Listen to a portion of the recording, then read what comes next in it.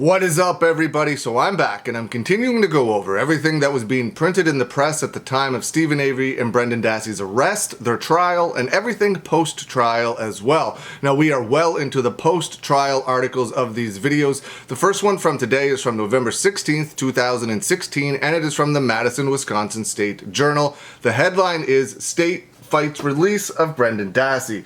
The state of Wisconsin moved quickly Tuesday to try and block or at least delay the release of a man convicted in the Netflix series Making a Murderer. Attorney General Brad Schimmel asked that a federal court order made Monday to release Brendan Dassey be put on hold, saying the harm in releasing him is real and substantial. That's ridiculous. Schimmel also appealed to the order to release Dassey to the 7th U.S. Circuit Court of Appeals. Schimmel asked U.S. Judge William Duffin to decide on the request to put on hold Duffin's ruling releasing Dassey by 4 p.m. Wednesday.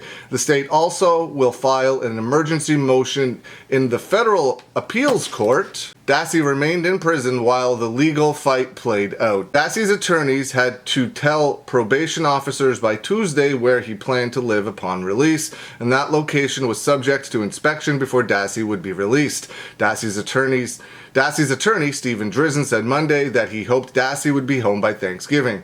Dassey's family lives in northern Wisconsin. Stephen Drizzen did not immediately return phone or email messages Tuesday seeking comment on the state's appeal of the order to release Brendan Dassey. The judge ruled in August that investigators tricked Brendan Dassey into confessing he helped his uncle kill Teresa Halbach. Dassey was convicted of first-degree intentional homicide, second-degree sexual assault, and mutilating a corpse. He was sentenced to life in prison in 2007. Court documents describe Dassey as a slow learner who had poor grades and difficulty understanding language and speaking. Dassey's conviction was overturned in August on the grounds that his confession was coerced. In court documents filed Tuesday, the state argued that regarding the legal challenges to Dassey's confession, that the record does not support a claim that Dassey is actually innocent. Dassey's release should be regarded as a serious public safety issue. The public interest favors continued custody in these circumstances, regardless of Dassey's recent conduct in a controlled prison setting. The next article we are going to go over today is from November 17th, 2016, and it is from the Madison, Wisconsin State Journal. Judge orders Dassey freed Friday. But the state moves again to stop release of a man featured in Netflix documentary. A federal judge told Wisconsin prison officials on Wednesday they must release an inmate featured in the Netflix series Making a Murderer by Friday evening. It's unclear if Brendan Dassey will finally walk free. However, hours after Judge William Duffin issued the release order, attorneys within the State Department of Justice filed an emergency motion with the 7th U.S. Circuit Court of Appeals, asking to stay Duffin's order and keep Brendan Dassey behind bars. Dassey, 27, has been serving a life sentence since he was convicted in 2007. Duffin overturned Dassey's conviction in August, ruling investigators tricked Dassey, who was 16 at the time and suffered from cognitive problems, into confessing. Duffin ordered Dassey released from prison then, but said he would stay that request if the state attorneys appealed. The State Department of Justice asked the 7th Circuit to restore Dassey's conviction, a request that's pending, but Dassey's attorneys asked Duffin in September to release Dassey from prison while that appeal is weighed. Duffin granted the request Monday. The state asked Duffin on Tuesday to reconsider, but he refused. In Wednesday's order, Duffin said the state hasn't made any new arguments and said Dassey must be released by 8 p.m. on Friday. Wisconsin Attorney General argued in Wednesday's motion that Dassey's confession was voluntary, and investigators used techniques that courts around the country have repeatedly approved. The detectives were sympathetic, encouraged Dassey to be honest, and made generic statements like they would go to bat for him, but made it clear they could promise him nothing. They also pointed out that Duffin's release order contradicts his August ruling, which stated that Dassey would remain locked up pending the outcome of any state appeal, that Dassey remains a danger to society. The filing asks the court to make a decision by Friday. And the last article from 2016 is from November 18th, 2016, and it is from the Madison, Wisconsin State Journal. Appeals court blocks release. A Wisconsin prison inmate whose case was featured in the Netflix series Making a Murderer will stay behind bars while state attorneys appeal a decision overturning his conviction, a panel of federal appellate judges ruled Thursday.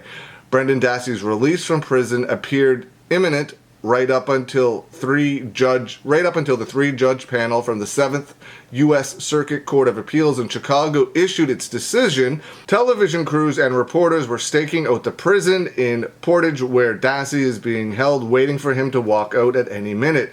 When the ruling came down midday, "We are disappointed more than words can say," Dassey's attorney Stephen Drizzen and Laura Nyrider said in a statement posted online shortly after the ruling was issued. The fight goes on. Dassey, now 27, was sentenced to life in prison in 2007. Avery and Dassey contended they were framed by police, angry with Avery for filing a lawsuit against the county over his wrongful imprisonment for a sexual assault he didn't commit. He's pursuing his own state appeal in court. Judge William Duffin ruled in August that investigators coerced Dassey, who was 16 years old at the time and suffered from cognitive problems. The state Justice Department filed an appeal that is still working its way through the 7th Circuit Court, but this week Duffin ordered Brendan Dassey released from prison by 8 p.m. on Friday. The Department of Justice filed an emergency motion with the 7th Circuit Court on Wednesday seeking to block the release. Duffin and Nyrider countered with a filing that argued Dassey has behaved in prison and the state hasn't identified any harm that might come from his release. The 7th Circuit judges Frank Eastbrook, Kenneth Ripple, and David Hamilton issued a 2-page ruling Thursday saying only that the state's emergency motion was granted and Dassey will remain behind bars pending the outcome of the appeal. It's unclear when that might come. Briefs in the case aren't due to the 7th Circuit Court until late December. A decision likely won't come down for weeks or even months later. So they won the right to keep Brendan Dassey in prison for absolutely no reason. His confession was coerced. They're just doing this they found people higher up that are willing, allegedly, to keep the charade going of Brendan Dassey being involved in this crime when there's absolutely no proof he was there other than his coerced statement, which they can't even prove. There's no physical evidence that Brendan Dassey was ever involved in this crime. There's no physical evidence that Teresa Halbach was ever in Stephen Avery's trailer. There is no physical evidence that anything that Brendan Dassey actually said happened. He was coerced, he was led, he was fed everything, and the techniques used were disgusting. If Brendan Dassey was an adult with a normal IQ and wasn't a slow learner, the police wouldn't have reached out and put their hand on his leg to try and make him feel safe. Just absolutely gross. Let me know what you think. Leave some comments below. I hope you're having a good day, and I will see you again soon.